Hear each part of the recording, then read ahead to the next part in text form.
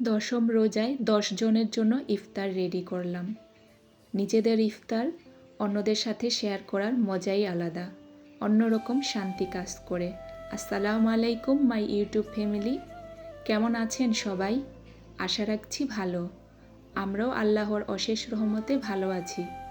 আলহামদুলিল্লাহ, এবছর রোজাগুলো খুব সুন্দর যাচ্ছে। আমার মনে হয় সবারই যাচ্ছে। যেই সুন্দর আবহাওয়া, এই আবহাওয়ায় কারোই সেরকম কষ্ট হওয়ার কথা না। তো ভালোই সব কিছু কাটতেছে। আর এখানে সকালে আমি গাছগুলোতে পানি দিয়ে নিচ্ছিলাম। গাছগুলো ধুইতে হবে, এত পরিমাণের বালু পড়েছে।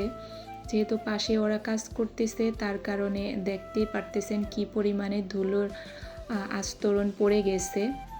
তারপরে হচ্ছে 5 লিটার দুধ পাঠানো হয়েছে। এগুলো এখন আমি বোতলে ভরে নিয়েছি, ডিপে রেখে দেব। আর কিছু রেখেছি হচ্ছে যে করার জন্য, জাল দিয়েছি। আর এইভাবে এই যে প্যাকেটের ফার্মে যে করে সেখান থেকেও আনা হয়। আর এই গ্লানের দুধটা, গরুর দুধটা হচ্ছে যে ভরে না গেলে পাওয়া যায় না। তো যেদিন দেখা যায় বাসায় সকাল দিকে আসা হয়, সেদিনই এই দুধটা কিনে পাঠায়। তো আমি এগুলো সব রেডি বোতলে ভরে ডিপে রেখে দিলাম। আর এদিকে হচ্ছে দুপুরে আজকে আয়োজন, দুপুরের না, ইফতারের জন্য পায়েস বসিয়েছি, খেজুরের গুড়ের পায়েস। আলহামদুলিল্লাহ, পায়েসটা অসম্ভব মজা হয়েছিল খাওয়ার পরে, যেহেতু বয়েস দিচ্ছি। আর এই যে আমার অলরেডি পায়েস হয়ে গেছে। এখানে আমি অল্প, মানে বেশি ঘন না পাতলাও না, এরকম একটাই করেছিলাম। আর এদিকে রোস্টও রেডি করে নিয়েছি পায়েসে দেওয়ার জন্য, বাদাম আর কিশমিশ ভিজিয়ে রেখেছি। আর এদিকে রোস্টের জন্য মশলা সব বের করে রেখেছি। তারপরে এখানে 12টা ডিম সিদ্ধ দিয়েছি। শুরুতেই বলেছিলাম 10 জনের জন্য ইফতার রেডি করব। তারপরে আমরা আসি বাসায়, বাচ্চা, মা, আমরা আসি 3-4 জন। দেখা যাবে যে আমাদের জন্য সবাই মিলেই আজকে ইফতারটা শেয়ার করব। অন্য আরও কিছু কাছের মানুষ বা এই মানুষ যেটাই হোক, সেটা দোকানে পাঠাবো। দোকানে কিছু কোম্পানির জেডএম, তারপর আরও যে লোক আছে তাদেরকে খাওয়াবে। তো এই যে বড় বক্সটা হচ্ছে দোকানে পাঠানোর জন্য, আর ছোট স্টিলের এই হাঁড়িটা, এটা হচ্ছে আমাদের বাসার জন্য। তো দুইটার উপরে আমি কিশমিশ আর বাদাম দিয়ে ডেকোরেশন করে নিচ্ছিলাম, অন্য আর কিছু দেইনি। তারপরে হচ্ছে যে এদিকে আমার ডিমগুলো আমি সিদ্ধ করে নিচ্ছিলাম। ডিম রান্না করব না, সিদ্ধ করে তারপরে একটু ভেজে দেব। প্রথমে চেয়েছিলাম মোরগ পোলাও করব, সেরকমই প্রিপারেশন হচ্ছিল।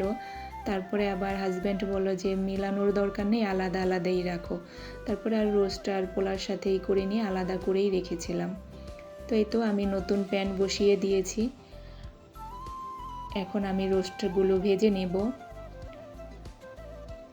কথা বলতে বলতে বলাই হয়নি, এখনও যারা আমার ভিডিওতে লাইক দেননি, প্লিজ দয়া করে একটা লাইক দিয়ে কন্টিনিউ করেন। আর যারা এই কাজটি করে দিয়েছেন তাদেরকে জানাই অসংখ্য ধন্যবাদ। যারা প্রতিদিন সুন্দর সুন্দর কমেন্ট করে আমাকে উৎসাহিত করছেন, তাদের জন্য রইল দোয়া আর শুভকামনা। এই প্যানগুলো কড়াই যারা কিনছেন তারা তো কিনেছেনই, যারা কিনবেন আমার মনে হয় যে নিচের তলাটা, মানে তলানি যেটা, মানে নিচের অংশটা, এটা মোটা দেখে কিনবেন। আমারটা অত একটা মোটা না, মানে প্যানটা অনেক বড়, কিন্তু এটা না মোটা না। নিচের কি বলে এটা, নিচের একবারে নিচের এই অংশটা, তো এটা মোটা হলে ভালো হয়। তো এমনিতে ভালো, তবে মোটা হলে ভালো হতো। একটু মানে দেখা যায় তাপ বেশি পড়লেই না নিচটা একবারে কালো, তো তার মধ্যে আরেকটা কালোর একটা পড়ে যায়, বোঝা যায় এটা মানে কালো হয়ে যাচ্ছে। অনেক সময় হয় না যে আমরা একটু বসায় অন্য কিছু করতেছি বা তেল দিয়ে একটু বেশি গরম হয়ে যায়, পুরো এটা একবারে হয়ে যায়, আর বোঝাই যায় এটা একটু পাতলা। যারা নিতে চান তারা অবশ্যই মোটাটা দেখে নেবেন। রোস্টগুলো ভেজে আমি তুলে নিলাম, তারপরে প্যানে তেল আর পেঁয়াজ দিয়ে দিলাম। মোটামুটি সবাই তো রান্না করতে পারেন, তবে আমি যেভাবে করি সেটাই আপনাদের সাথে শেয়ার করতেছি। এরপরে আমি পরিমাণ মতো লবণ দিয়ে দিলাম। একটু বাদামি কালার করে নেব, তারপরে অন্য মশলাটা মেশাবো, তাহলে সুন্দর একটা রোস্টের কালার আসে। এমনি তো মশলা দিলে সব কিছু দিলে সুন্দর কালার আসবে। আদা রসুন আমার একসাথে করা, সেটাও দিয়ে দিলাম। তো এভাবে দেখা যায় যে নিজেদের ইফতারের সাথে অন্য কারোর জন্য করা অন্যরকম একটা শান্তি। অন্য কাউকে ইফতার করাতে পারলে ভালোই লাগে, আমার তো ভালোই লাগে। আমি মাঝে মাঝে শেয়ার করি, তবে সব কিছু তো আর দেখানো হয় না। আর আমার যে বেশ পরিমাণে রান্না করি তাতে হয়তো অনেকেই বুঝতে পারে যে এতটা তো খাওয়া সম্ভব না। দেখা যায় বিল্ডিংয়ের কাছে কিছু মানুষ থাকে, এক এক দিন এক একজনকে দেওয়া হয়। তারপরে আমাদের যে দারোয়ান আছেন ওই চাচাকেও করা হয়। তো এই রোস্টের মধ্যে আমি হচ্ছে এখানে মরিচের গুঁড়া আর ধনিয়ার গুঁড়া দিয়ে দিলাম। তারপরে হচ্ছে আদা জিরার বাটা তো দিয়েছি, এখন হচ্ছে আদা রসুন বাটা দিয়েছিলাম, এখন হচ্ছে জিরা বাটাটা দিলাম। আমি আলাদা করে রোস্টে আর গরুর মাংসে জিরা বাটাটা দেই, অন্য তরকারিতে দেই আর না দেই, জিরা বাটা এভাবে রেখে দেয়। আর এই যে এটা হচ্ছে বাদামের পেস্ট যে করে রেখেছিলাম সেটা দিয়ে দিলাম, 2 পিস একসাথে লেগে আছে, বাদামের পেস্টটাও দিয়ে দিলাম। তারপরে হচ্ছে যে এখন আমি 1 প্যাকেট রাঁধুনির রোস্টের মশলা দিয়ে দিব। এখানে আমি 3টা মুরগি নিয়েছিলাম, সোনালী মুরগি 3টা নিয়েছিলাম। তো এই যে তেল খুব ভালোভাবে উপরে উঠে আসছে, মশলাটা ভালোভাবে কষানো হচ্ছে। এরপর হচ্ছে যে ঝোল আরও ঘন করার জন্য পেঁয়াজ আর টমেটো পেস্টটাও দিয়ে দিচ্ছিলাম, যাতে একটু ঝোল বেশি হয়। অন্য কোনো আইটেম যেহেতু করব না তার জন্য। তারপরে এই যে এখন দিয়ে দেব হচ্ছে যে রাঁধুনির মশলার প্যাকেটটা। এরপরে মশলাটা খুব ভালোভাবে কষিয়ে নেব। আগেই তো এই যে মাংসটা ভেজে উঠিয়ে রেখেছি। এই বছরের মতো আমার এত সুন্দর রোজা কখনো যায়নি, অনেক ভালো যাচ্ছে আলহামদুলিল্লাহ। মানে ভালো বলতে যে পানির তৃষ্ণা লাগা বা খারাপ লাগা ওইটা বলতেছি, তবে কাজের পেরেশানি তো অবশ্যই আছে। যেহেতু এবছর পেরেশানি আরও বেশি দিচ্ছে ছোট বেবিটা, তারপরও আলহামদুলিল্লাহ সুস্থ আছি, সবাই ভালোভাবে রোজা করতে পারতেছি।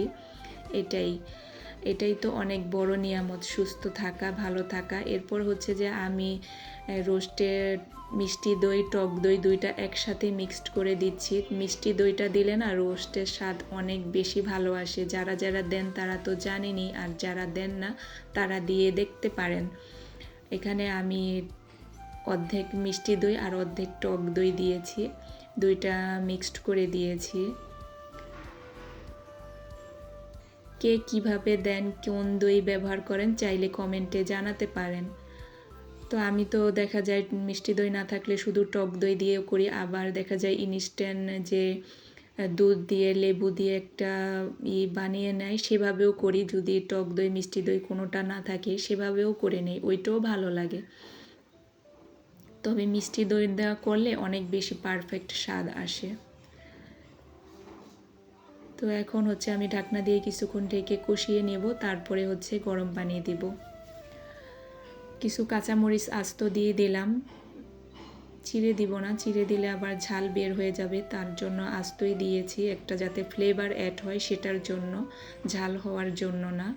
এই যে আমি এখন গরম পানি দিয়ে দিব। ঝোলের ঝোল তো অত বেশি রাখবো না, তারপরে সিদ্ধ হবে আর একটু হালকা ঝোল থাকবে ওই রকম।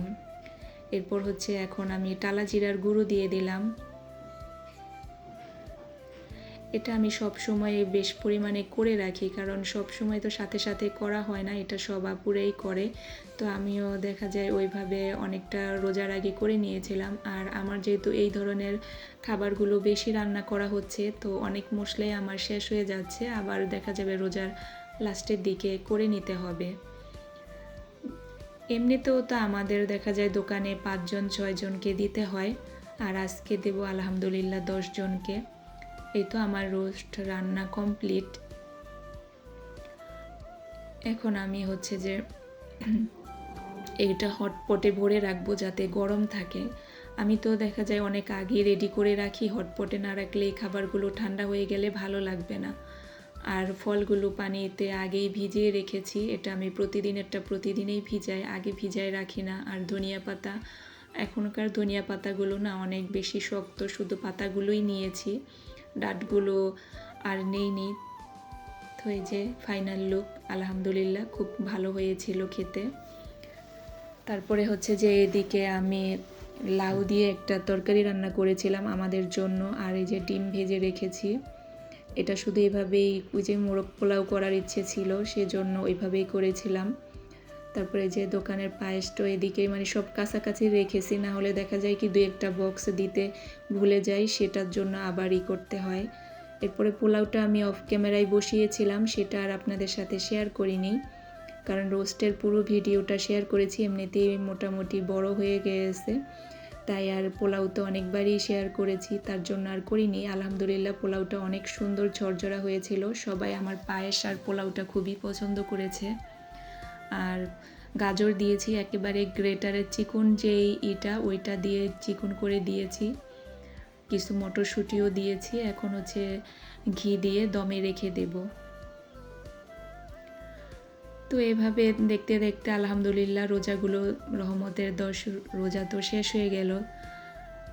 আর আমাদের সবার জন্য আমরা সবাইকে দোয়া করি যাতে সবার বাকি দিনগুলো ভালো যায়। এখানে আমি কুচি করে সালাদটাও কেটে নিয়েছি। এই সালাদটা হচ্ছে যে সবাই অনেক পছন্দ করে, আর এভাবে পোলাওর সাথে খেতে, বিরিয়ানির সাথে খেতে এই সালাদটাই বেশি ভালো লাগে। তারপরে আমি খুব ভালোভাবে একটু সরিষার তেল আর লবণ দিয়ে মাখিয়ে দিয়ে দেব। এই যে সব হটপটে ভরে রেখেছিলাম ভিডিও করার জন্য, আবার একটু হটপট খুলেছি, তাড়াতাড়ি আবার রেডি করে রাখবো। আর এখানে হচ্ছে যে এই যে ফল টল কেটে সব রেডি করে দিয়েছি, এগুলো সব এখন আমি রেডি করে নেব। আর সাথে শরবত দিয়েছিলাম হচ্ছে এটা বেলের শরবত, আর আরেকটা দিয়েছি হচ্ছে এটা হচ্ছে লেবুর শরবত। আজকে এই পর্যন্তই। সবাই ভালো থাকেন, সুস্থ থাকেন, সবার সুস্বাস্থ্য কামনা করে